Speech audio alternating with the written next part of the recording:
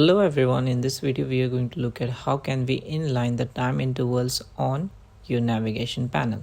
So for example, I can simply select the time frame I desire, but by default it doesn't come like this way.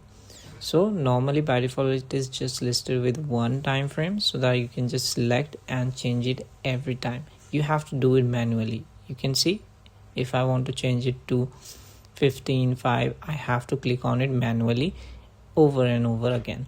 So what can you do to put it on inline way?